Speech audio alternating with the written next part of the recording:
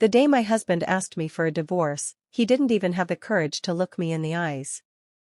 Instead, he stared at the polished oak table as though the grain in the wood was somehow more interesting than the woman who had spent 13 years building a life beside him. "Olivia," he said quietly, "I've made my decision." I knew those words before he finished the sentence. A thick envelope slid across the table toward me. Divorce papers. I felt my chest tighten. Is there someone else? Marcus remained silent. Silence has a way of telling the truth faster than words ever can. Before I could ask another question, the front door opened. High heels echoed across the marble floor. Then I heard a voice I knew better than my own. "Marcus, are you ready?"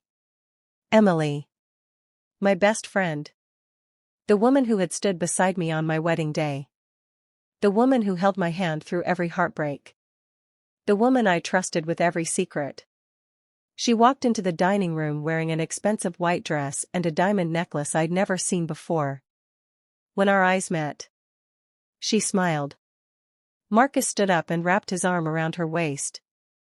"I wanted you to hear it from us." My entire world stopped. "You've been seeing each other?" Emily folded her arms. "We didn't plan for this." I laughed bitterly. Nobody accidentally betrays their best friend. Marcus sighed. "Our marriage hasn't been happy." I looked at him in disbelief. "I stood beside you when your business almost collapsed. I sold my jewelry so we could pay the mortgage. I worked 2 jobs while you chased your dreams. And this is how you repay me?" Neither of them answered. Marcus simply pointed at the papers. "If you sign today, everything will be easier." I slowly turned each page. The house. His. The investment accounts.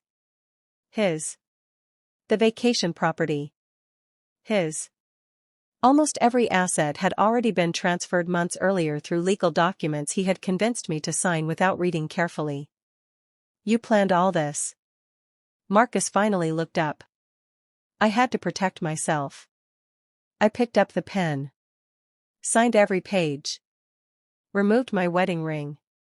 Placed it on top of the documents. Then I stood.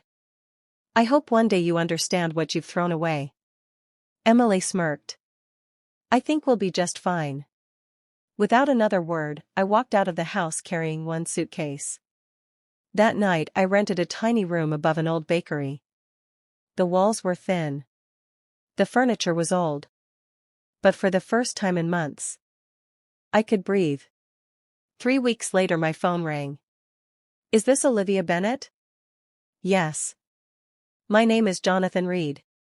I'm calling from Reed and Harrison International Law. I believe you've inherited an estate." I frowned. "There must be some mistake." "There isn't. Your grandfather, Charles Bennett, passed away." "My grandfather died years ago." "No. He intentionally stayed out of contact for reasons explained in his final letter. I need you to come to New York immediately." The next morning I walked into one of the tallest office buildings in Manhattan. Jonathan welcomed me into a conference room overlooking the city skyline. He placed several leather folders in front of me. "Before his passing, your grandfather became one of the largest private investors in North America." I stared at him. "He spent decades searching for you. He left everything to you." I opened the first folder. Luxury hotels. Technology companies. Commercial real estate. Private investment funds. Then Jonathan slid one final document toward me. Estimated estate value. $3 billion. I stopped breathing. "I'm sorry. Did you say, billion?" Jonathan nodded. $3 billion. This includes ownership in multiple companies across the United States and Europe. Tears filled my eyes. Not because of the money. Because someone I believed had forgotten me. Had never stopped loving me. Months passed. I hired experienced advisors. Created scholarships for struggling students. Opened shelters for women escaping abusive relationships. expanded hospitals and underserved communities. Money became a tool, not a trophy. Meanwhile, Marcus was living the life he thought he always wanted. Emily loved designer clothes, private jets, luxury vacations. She spent money faster than Marcus could earn it. His company began losing clients. Debt piled up. Investors disappeared. One afternoon, financial investigators froze several of his business accounts. Within weeks, his company declared bankruptcy. Emily didn't stay long after that. She packed her designer handbags, walked out, and never looked back. One rainy evening, my assistant entered my office. "There's someone here asking to see you." I looked through the glass doors. Marcus. He looked exhausted. Older. Broken. I invited him inside. He stood there quietly before speaking.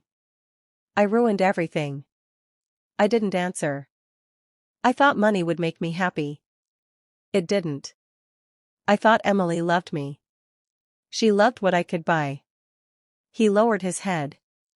"I made the biggest mistake of my life. I'm sorry." I looked at the man I once imagined growing old with. Then I smiled gently. "I forgave you a long time ago." Hope flashed across his face. "But forgiveness doesn't mean going back." His smile disappeared. "You taught me something valuable. When someone truly loves you, they don't trade you for someone they think is better. They stand beside you when life becomes difficult." Marcus wiped tears from his eyes. "I'd do anything for another chance." I slowly shook my head. "Some doors only close once." He stood silently before walking toward the exit. Just before leaving, he turned around. "You deserved better." I smiled. "I know." After he left, I walked toward the large windows overlooking New York City. For years I believed losing my marriage was the worst thing that could ever happen. Now I understood. Sometimes the people who leave your life are making room for the life you were always meant to have. My grandfather's fortune changed my future.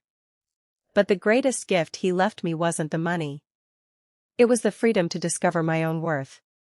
And that's something no divorce, no betrayal, and no amount of money could ever take away.